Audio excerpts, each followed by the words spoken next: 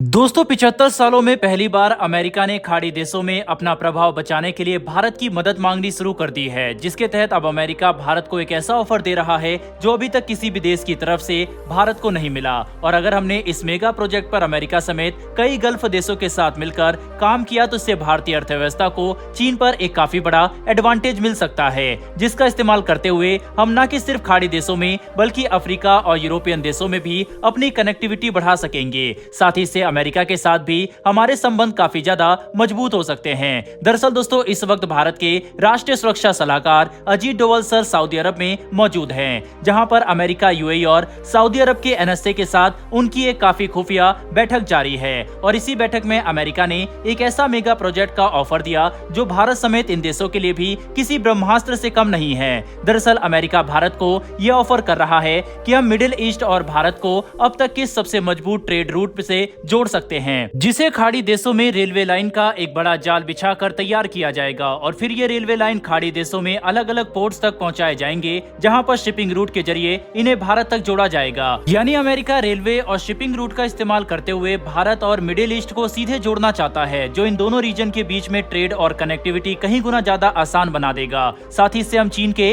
Belt and road initiative को एक काफी बड़ा झटका दे सकते हैं, क्योंकि पिछले कुछ सालों में चीन बीआरआई के अंतर्गत इन्वेस्टमेंट और डेवलपमेंट का सहारा लेकर मिडिल ईस्ट के देशों में अपनी पकड़ मजबूत कर रहा था, जिसने अमेरिका को नर्वस कर दिया। क्योंकि अगर ऐसा ही चलता रहा तो अमेरिका सऊदी अरब, ओमान और यूएई जैसे खाड़ी देशों पर अपना प्रभाव खो सकता है, जिससे बचने के लिए अब अमेरिका भारत की मदद चाहता है। क्योंकि 140 करोड़ की आबादी और 3.5 ट्रिलियन डॉलर की भारी भरकम अर्थव्यवस्था के साथ अब हमने मार्केट साइज के मामले में चीन को भी पछाड़ दिया है। और जिस तरह से भारत का मिडिल क्लास साल दर साल लगातार मजबूत हो रहा है, हमारे देश में कंज्यूमर आइटम की डिमांड भी उसी तेजी से बढ़ रही है, जिनके तहत अब कई देश भारत के मार्केट में निवेश और बिजनेस करना चाहते हैं। और इनमें सबसे आगे खाड़ी देश खड़े हुए हैं, क्योंकि खाड़ी देश आज न कि सिर्फ भारत को एनर्जी सेक्टर में काफी उत्पादों की सप्लाई करते हैं, बल्कि ये देश हमें कई कंज्यूमर आइटम भी सप्लाई कर सकते हैं। साथ ही इंफ्रास्ट्रक्चर प्रोजेक्ट में इन देशों का निवेश भी भारत के लिए काफी जरूरी है, जिसके लिए हम अभी तक सभी खाड़ी देशों के साथ बातचीत कर रहे थे।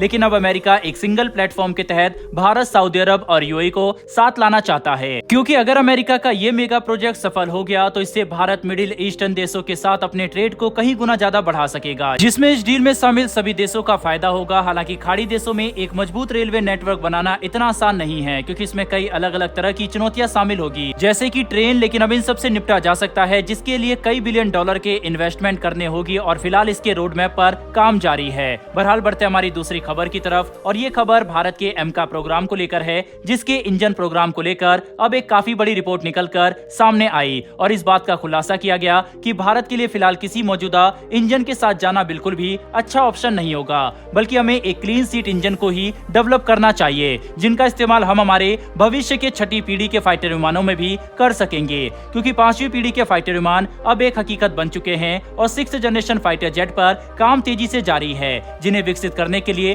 कई देश अपने प्रोग्राम भी शुरू कर चुके हैं, जैसे कि जापान, इटली और ब्रिटेन साथ मिलकर एक छठी पीढ़ी का फाइटर विमान विकसित कर रहे हैं। ऐसे में अब कोई भी ये नहीं कह सकता कि ये विमान काफी दूर की बात है, जिसकी वजह से भारत में विशेषज्ञों का मानना है कि हमें हमारे एमका प्रोग्राम के लिए किसी मौजूदा इंजन के साथ ना जाकर एक नया इंजन डेवलप करना चाहिए, जो हमारे भविष्य के प्रोग्राम के लिए भी सही होगा। क्योंकि मौजूदा इंजन भले ही काफी एडवांस हो, लेकिन हर इक्विपमेंट की अपनी कुछ लिमिटेशन होती है, जिन्हें पार नहीं किया जा सकता। ऐसे में भारत के लिए अच्छा यही होगा कि हम किसी फॉरेन पार्टनर के साथ मिलकर नए इंजन को डेवलप करने की प्रक्रिया तेजी से शुरू करें, जिसमें ब्रिटेन का रोल्स रॉयस सबसे आगे खड़ा है। क्योंकि ब्रिटेन भारत को न कि सिर्फ एक नया इंजन डेवलप करने का ऑफर दे रहा है, बल्कि ब्रिटेन हमें इस इंजन की 100% ट्रांसफर ऑफ टेक्नोलॉजी और आईपीआर देने के लिए भी तैयार है। हालांकि फिलहाल अपनी मौजूदा जरूरत को पूरा करने के लिए हम 5th जनरेशन इंजन को इंपोर्ट और लोकल लेवल पर मैन्युफैक्चर करेंगे, लेकिन भविष्य की जरूरत के लिए हमें अभी से एक नया इंजन को डेवलप करने की प्रक्रिया शुरू करनी होगी। ऐसे में भारत को तेजी से फैसला लेना होगा कि आखिर हम किस देश के साथ मिलकर अपना नया इंजन विकसित करना चाहते हैं। बहरहाल दोस्तों इस वीडियो में इतना ही। लेकिन भारत, अमेरिका और अरब देशों के बीच में कनेक्टिविटी को लेकर चल रही बातचीत से क्या आपको लगता है कि भारत आने वाले समय में बीआरआई को टक्कर दे सकता है? नहीं, अपनी राय कमेंट बॉक्स में लिखकर जरूर बताइएगा। साथ ही हमारी आने वाली डेली वर्ल्ड अफेयर से जुड़ी ऐसी वीडियो के लिए